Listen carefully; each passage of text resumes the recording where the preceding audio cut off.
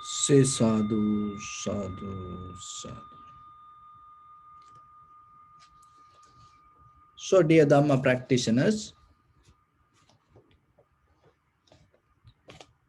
in day-to-day life, we spend our knowledge, wisdom to maintain our ordinary lifestyle. Through our culture, our traditions, and according to your family history, the village, and you have certain kind of understanding and wisdom to maintain yourself, your ordinary life. And at the same time, through schooling and universities, through many kind of diplomas, we gain some kind of educational knowledge also. But finally, that knowledge also we try to invest to find our this conditional satisfaction, this conventional satisfaction. But when it comes to the truth or the Buddha's teaching, it is something more beyond than this conventional lifestyle. So then when children go to schools, young people go to universities, and maybe you study something, reading a book or listening to something, and maybe you like to gain the wisdom. So then out of that wisdom, you're trying to maintain and manifest your conventional comfort with your eye, ear, nose, tongue, body. So maybe you become very successful with that. But remember, the wisdom means just not only this your conventional satisfaction. When it comes to true wisdom, it completely opposite of the conventional satisfaction. It's nothing to do with this, the material, ordinary way of living. So then, why it is different? Just imagine when it comes to our conventional life, and people like to see things, hear things, smell, taste, feel. And sometimes once we get attached to that, and we think that is life. And then what happens? You attach to see things, and when the day comes, anymore you cannot see, what will happen? You think life end. And sometimes people go crazy, thinking that is the end of the life. And when you attach to hear things, and suddenly if anymore you cannot hear, then you think, oh, this is the end of life. Why? Because they thought this conventional satisfaction as the life. So when that conventional satisfaction disappear, they think life disappeared. Anymore they cannot live.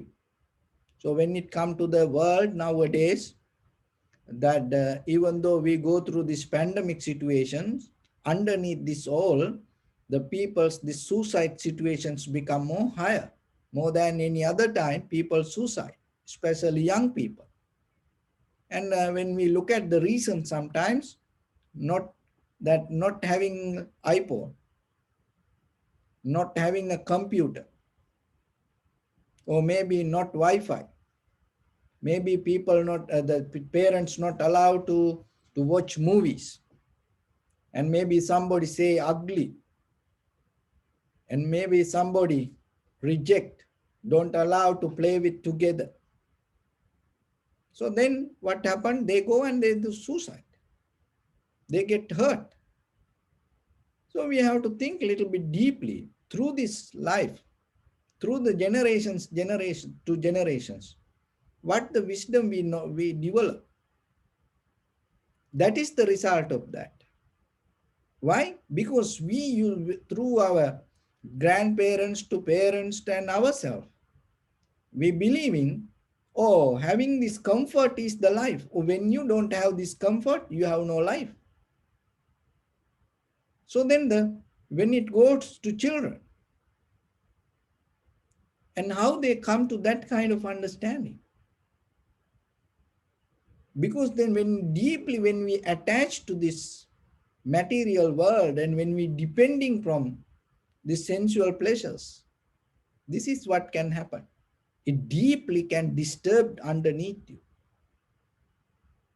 So then the wisdom means, remember that through the education, or through in day-to-day life, in a common way of educating ourselves to maintain our life, and we trying to gain things according to the way we want, with your eye, ear, nose, tongue, body, and mind. So whatever the way you want, and if that things happen exactly the way you want, then you become happy. Then you think, oh, my life is good. Why? Because things happen the way you want. So then people create methods, patterns, using this outside world and the material to manifest a life the way you want. And then we think, oh, we are successful, or we are happy. Why? Because I can do things the way I want. But when it comes to this inner wisdom, it is totally different. You have to understand the very nature of whatever you use, even yourself or even regarding the material. So just imagine the wisdom you gain to manifest things and use the material world the way you want, according to the way you want, and we take as the wisdom. But when it comes to this inner wisdom, when it comes to the vipassana, you recognize that exactly whatever the true nature of the material things, or the even yourself,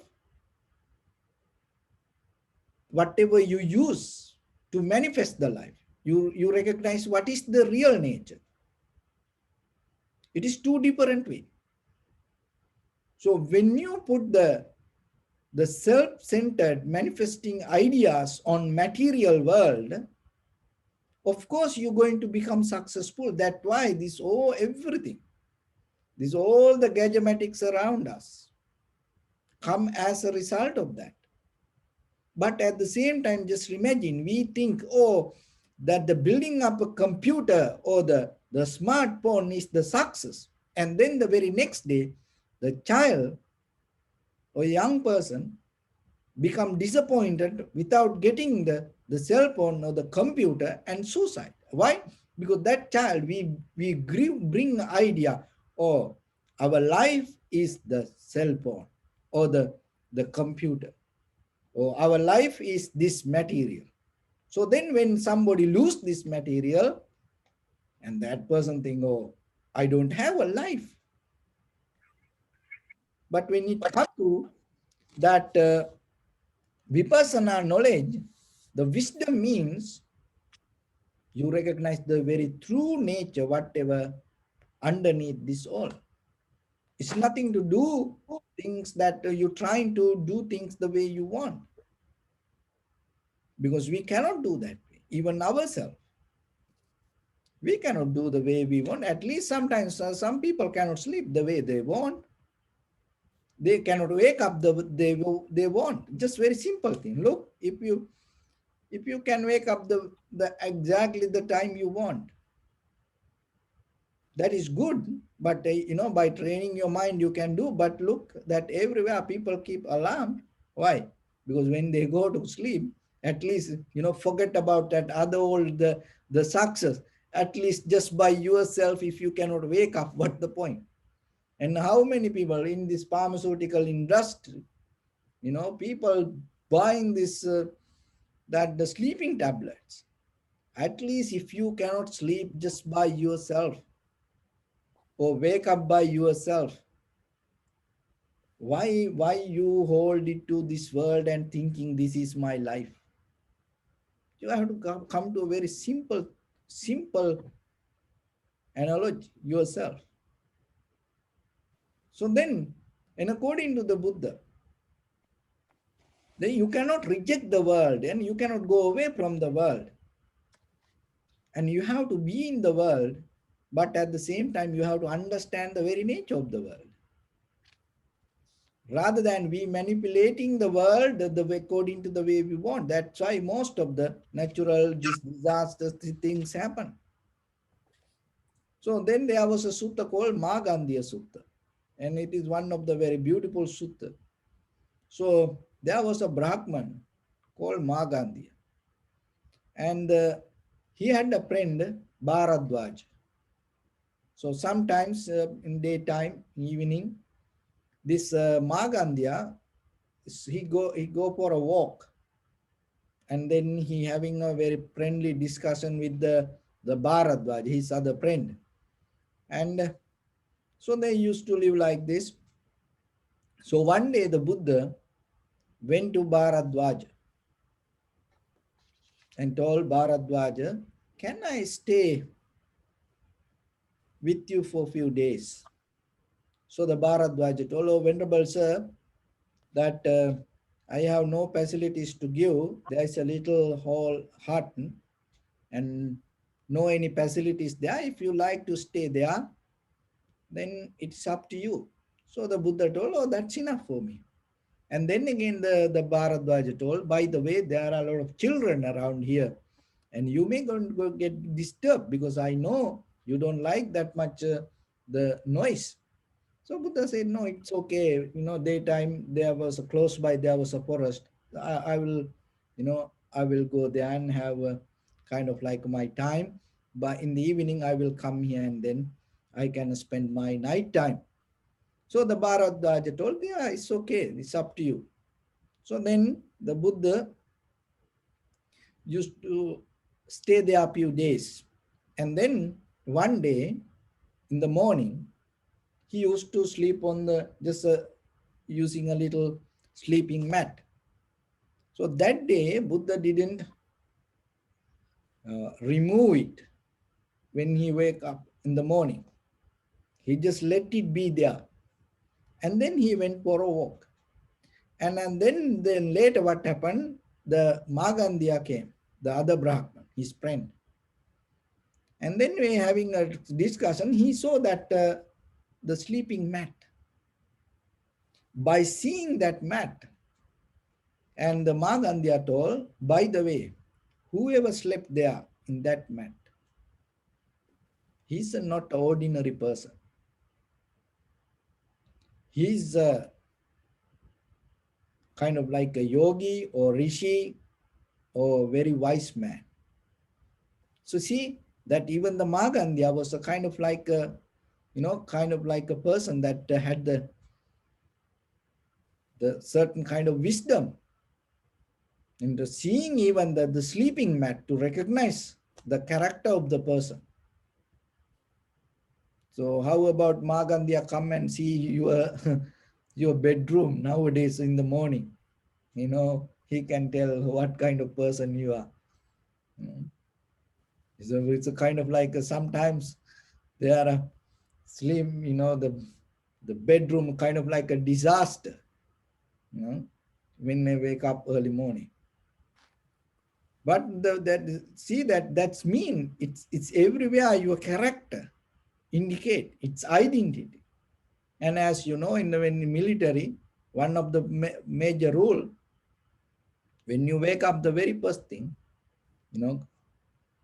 clean your bed. So as monks in our schools, that is the first thing we have to do.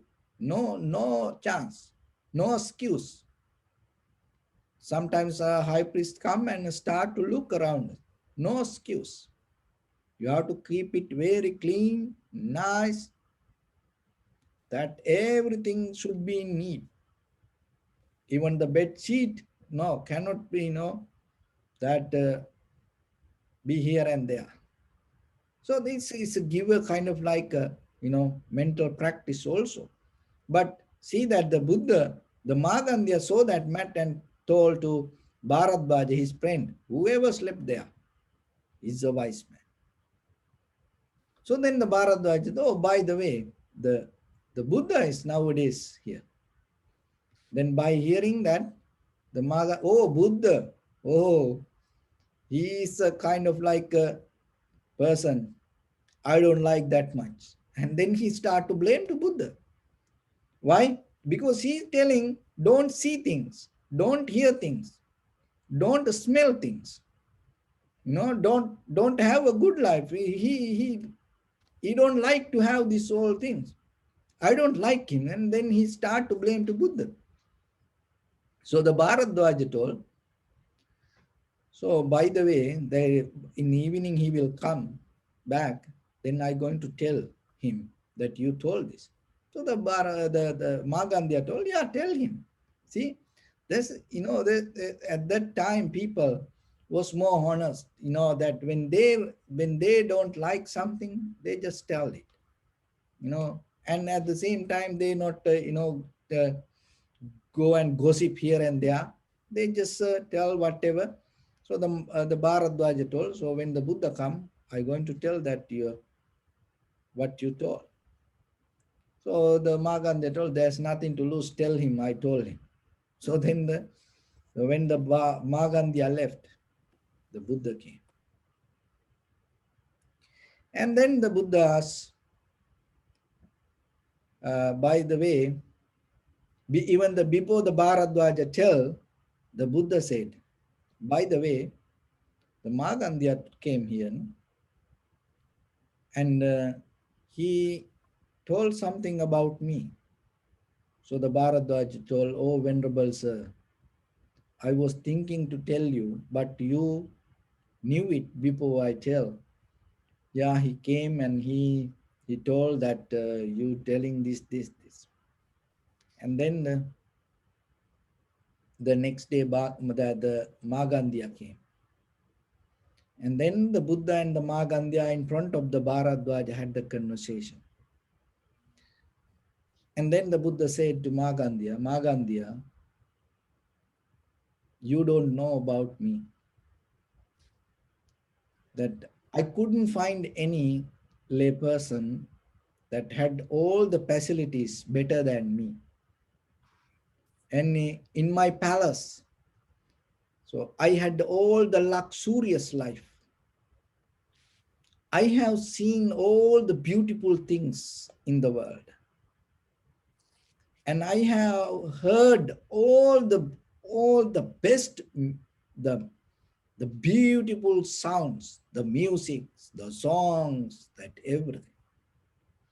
I have smelled that. I had the experience with this all the aromas, the smells, and I know, and there is no ordinary person better than me. And I ate all the things, and I know what is the meaning of taste. And I had when I was 16 years old, in my palace, I had three palaces. So in this Magandhya Sutta, Buddha mentioned about that his lay life.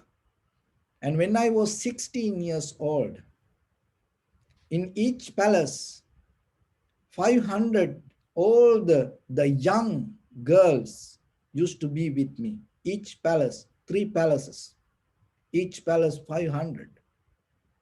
And I know what is the sensation mean. And that's why I know about it. But still there is nothing that you can gain out of that. And if you are mindfully use that all, then you will survive. Otherwise, There is nothing that you can gain out of that. And at the same time, you will put your life in danger, not knowingly the very nature of what is this sensual life. So then the Buddha said, I never tell, don't look anything. I never say, don't hear anything.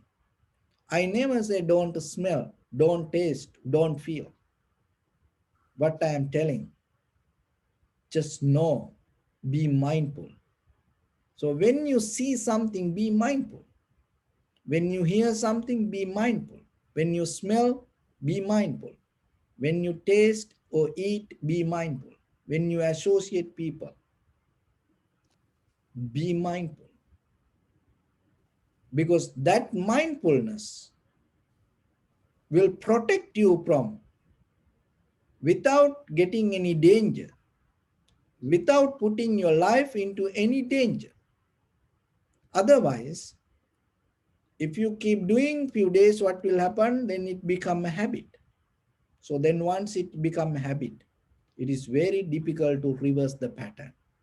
It will, you are kind of like entering to the current, and the current will take you, and you don't know where it go, where it end. So that's why in day-to-day life ourselves, then you have to know when you experience something, when in day-to-day life around your life, whatever you see, whatever you hear, smell, taste, feel, just remember that as the Buddha said, for the moment you may feel some comfort, but there is nothing that you can claim as yours. This all will disappear. Look at your life and you look back. How many things that you have seen in your life, where they are today? How many things you heard in your life, where they are today? How many things you smell and how much you ate, where they are today? How many people you associate? How many places you visited? How much comfort you got out of your previous, the past lives like this. But where that all the comfort, all gone. In that very moment, you have to drop it there. You feel it in that very place, you have to drop it. Even any single one moment, you cannot take it to next level. So that is the very nature. Whatever you see, you have to drop it there. Whatever you hear, smell, taste, feel, you have to drop it there. Just know it. Once you know that, what will happen? When the experience come to you, when the perception happen to you, more than the perception or the current coming from outside to inside or going inside to outside, you become more mindful how this happening and what is this. That understanding will help you to get out of the attachment or the habit or the desire. Even though you experience it, you can experience in a certain way without harboring to it, hold it to it, grasping it, without the deeper attachment. But otherwise, if you attach to that, what will happen? With your eye, what you see, with your ear, what you hear, with your nose, what you smell, with your tongue, what you eat, with your body, what you feel, you start to think it as life. Once you start to think it as a life, what will happen? You will do anything to gain that. You will do anything to gain that. That's why people do everything to satisfy all these five senses. What else? So then what will happen? If you cannot get it, you're going to be disappointed yourself, and then maybe you give up life. So you no need to go that far like that way. But the thing is this, when the current become high and we have no idea where it take us. So then only the way, be mindful. So then there's nothing wrong with the world. There's nothing wrong with you, your eye, ear, nose, tongue, body. There's nothing wrong with the karma. There's nothing wrong with the life. There's nothing wrong with the time. So then what you have to do? Just be mindful. When? So when you see something, hear something, smell something, taste something, feel something, rather than focusing to the object, just focus to the subject. That's mean you, and see how this happening. So when you come to that, you become more flexible person, adaptive person, you become more comfortable person with any situation. And that is where your life going to become more and more comfortable, relaxed, peaceful, and out of that comfort, the satisfaction you develop become part of your wisdom.